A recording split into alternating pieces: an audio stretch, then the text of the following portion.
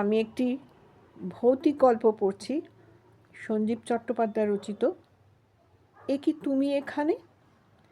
তখন police commissioner কে ছিলেন ঠিক মনে নেই, কিন্তু তার ভাই বিশ্ববিদ্যালয়ে আমার সঙ্গে জার্নালিজম পড়তেন। ভীষণ ভালো ছেলে, মিশুকে অমায়িক। একদিন আমাকে বললেন, দেখ, কাল আমাবস্যা, আমার সঙ্গে এক জায়গায় যাবি? প্রথমে একটু ভয় ভয় লাগবে, আমারও লেগেছিল, কিন্তু পুরো জায়গাটা সাধনা গম গম করছে। পা রাখলেই কীরকম একটা অনুভূতি হয়, কিন্তু সারা রাত থাকতে হবে। আমি বললাম, সে কোনো ব্যাপার নয়, রাত জাগার আমার ভয় নেই, বরং রাতে আমি জেগে থাকতে ভালোই বাসি। আমি যেখানে থাকি তার কিছুটা দূরে স্বামী সত্যানন্দের আশ্রম। সেখানে এক বড় সাধিকা থাকেন, তার নাম সতীমা। গঙ্গার ধারে নাট মন্দিরে সাধিকারা সারা রাত জপ করেন। 3টে পাশই খোলা, পশ্চিমে গঙ্গা, পরপারে বেলুর মঠ, সাধন ভজনের শ্রেষ্ঠ জায়গা। সতীমা আমাকে বলেছেন, রাত 2টোর সময় বাতাস ঘুরে যায়, পৃথিবীটা যে নিজের অক্ষের উপর ঘুরছে, ধ্যানের সূক্ষ্ম অনুভূতিতে তা বেশ বোঝা যায়। তুই যদি এখানে একদিন সারা রাত জপ ধ্যানে বসিস, তাহলে কত কী যে দেখতে পাবি, শুনতে পাবি, তার ইয়ত্তা নেই।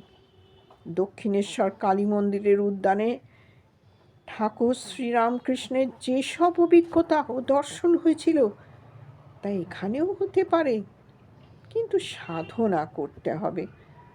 আমি একদিন ঠাকুরের মতোই দেখলাম, গঙ্গার জল থেকে মহাপ্রভু সংকীর্তনের দল নিয়ে উঠলেন, হরিনাম করতে করতে গেটের দিকে চলে গেলেন।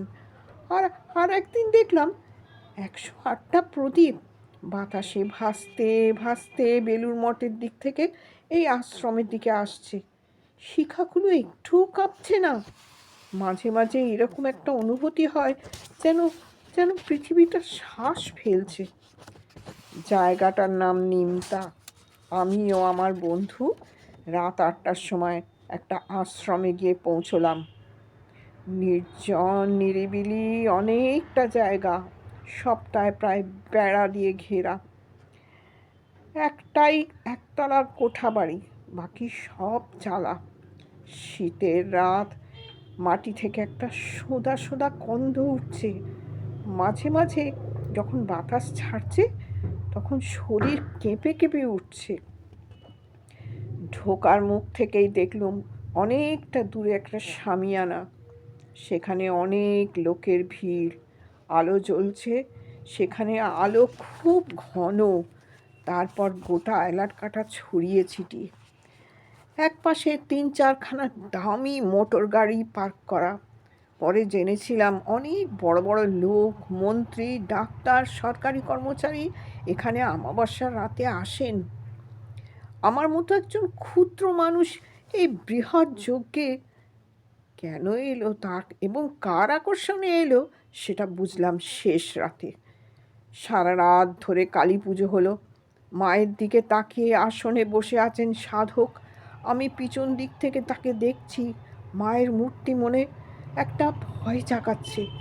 অন্যান্য জায়গায় মাকে যেমন দেখি, হাতে খড়গ থাকলেও মধুর হাসি, এই মা সেরকম নন। এর আলাদা তেজ, 2টো চোখে আলাদা জ্যোতি। ত্রিনয়নে কি লাগানো আছে বুঝতে পারলুম না, কিন্তু মাঝে মাঝে এমন একটা আলো ঠিকরে আসছে, তাতে চোখ ধাঁধিয়ে যাচ্ছে। রাত ক্রমশ ভোরের দিকে এগোচ্ছে। তিনি একভাবে পুজো করে যাচ্ছেন, শরীর যেন পাথর তৈরি। হঠাৎ তিনি আসন থেকে উঠে দাঁড়ালেন, পূজাস্থানের গণ্ডি ছেড়ে সকলের সমস্ত রকম স্পর্শ বাঁচিয়ে বাইরে বেরিয়ে এলেন। হাতে একটা মাটির পাত্র, হন হন করে এগিয়ে চললেন উত্তরের দিকে। আমরা যেখানে ছিলুম সেখানেই রইলুম।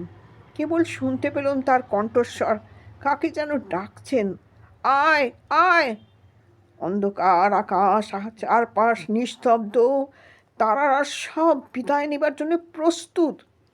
একটা হুটোপাটির শব্দ হলো, দূর থেকে দেখছি পুরো জায়গাটা প্রথমে ঘন কালো হয়ে গেল, তারপর নড়তে থাকলো। তিনি ফিরে আসছেন, সরল ঋজু চেহারা, টকটকে লাল কাপড়, গলায় লাল উত্তরীয়, রুদ্রাক্ষের মালার পাশে স্ফটিকের মালা। যখনই আলো পড়ছে তখনই ঝলসে উঠছে। ফিরে এসে আসনে বসে পড়লেন। সারা ঘরে একটা অদ্ভুত সুন্দর গন্ধ। আমার বন্ধু আমাকে ইশারা করলো, ওঠ। আমরা দুজনে একটু নির্জনে চলে এসে সেই জায়গাটা দিকে সাহস করে এগিয়ে গেলুম। খুব কাছে যাওয়ার দরকার হলো না। তার আগেই দেখতে পেলুম কমপক্ষে 100টা শেয়াল, তারা মহাপ্রসাদ খাচ্ছে।